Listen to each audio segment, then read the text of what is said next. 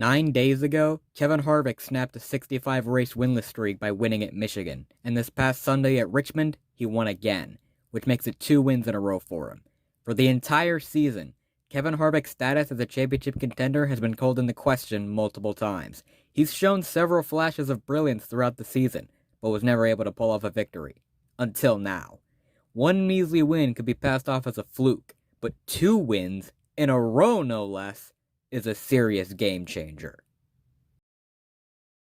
To understand how significant Kevin Harvick's resurgence is, we need to turn the clock back a little bit. In 2020, Kevin Harvick was the man to beat.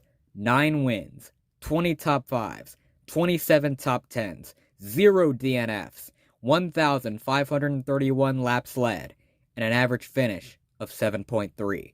Of the 9,914 laps he ran that season, he only failed to complete 3 of them. These are absolutely insane statistics, especially for someone his age. Mind you, he was 44 years old at the time. So with this spectacular season, he surely won the championship, right? With these stats, there's no way he could have lost, right? Well, I hate to break it to you, but he didn't win the championship.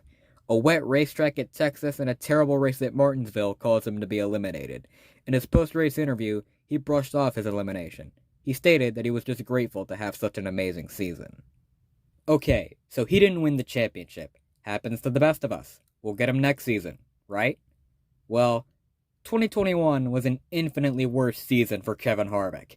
No wins, 10 top 5s, 24 top 10s, 2 DNFs, 217 laps led, and an average finish of 10.9. I'm going to place a big emphasis on that win column. How does one go from winning 9 races in one season and then winning no races the next season? How does that happen? To understand that, we need to look at Stewart-Haas racing as a whole.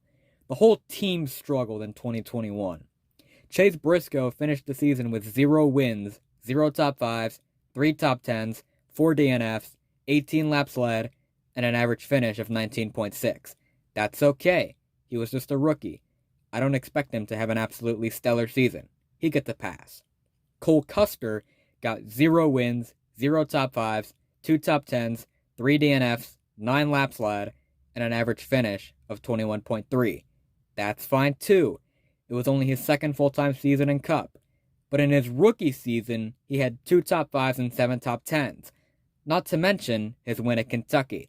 He has less of an excuse than Briscoe. Aric Almirola had 2 top 5s, 5 top 10s, 5 DNFs, 51 laps led, and an average finish of 19.9. And he scored the team's only win of the year at New Hampshire. As you can clearly see, Stewart-Haas Racing was not the same Stewart-Haas Racing from 2018, when all 4 of their drivers got wins and combined accounted for 12 wins that season. The team had fallen off a cliff.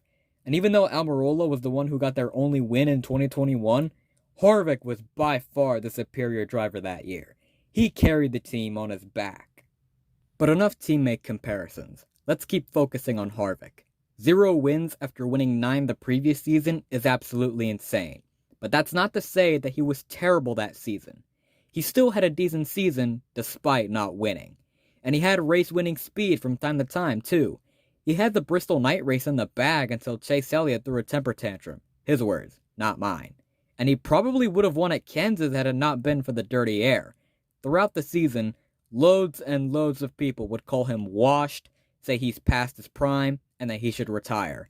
In reality, he wasn't quote-unquote washed. He still had a race-winning speed. His equipment was holding him back. And that brings us to 2022, the present day. Pre-Michigan, he had 0 wins, 5 top 5s, 11 top 10s, 4 DNFs, just 13 laps led, and an average finish of 14.2. Just a continuation of his 2021 struggles, except it actually looked like he was going to miss the playoffs. In 2021, he was able to clinch a playoff berth on points alone. This year, it looked like he was going to miss the playoffs entirely. He had some momentum going, but Lady Luck would eventually deal him a bad hand. At Pocono, he was in the wrong place at the wrong time and got caught up in Ross Chastain and Denny Hamlin's mess. He'd end up finishing 29th, but the disqualifications of Denny Hamlin and Kyle Busch post-race bumped him up to 27th. And in Indianapolis, he would end up DNFing due to a crash.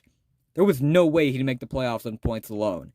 If he wanted to make the playoffs, he was going to have to win. Things looked bleak for Kevin Harvick.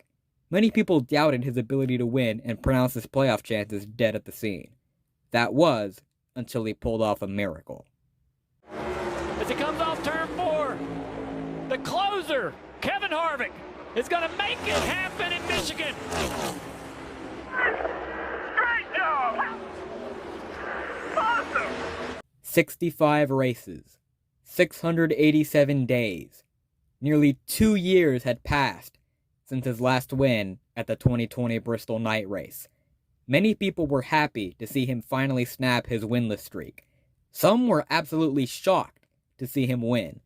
Others just passed off this victory as a fluke. And then the next week at Richmond, he would pull off another win. Now, it doesn't seem like anyone is doubting him anymore. Kevin himself said it best. Everybody who doubted us doesn't know us. Never count out the closer. At the beginning of the season, no one thought Kevin Harvick would be a legitimate championship contender. And for most of the season, it seemed like he wouldn't even be a factor at all in the championship. Hell, it even looked like he'd missed the playoffs. But Kevin Harvick and the number 4 team proved us wrong. So, to answer the question, is Kevin Harvick a serious championship threat? Yes. Be sure to keep an eye on him come playoff time. But what do you think? Do you think Kevin Harvick is a serious title contender? Why or why not? Let me know in the comments section below. If you want to see more of me, be sure to follow me on Instagram and join my Discord server. Links to both are in the description down below. Leave a like on the video and subscribe to my channel for more motorsports content. Thank you all so much for watching. That's it from me. Peace.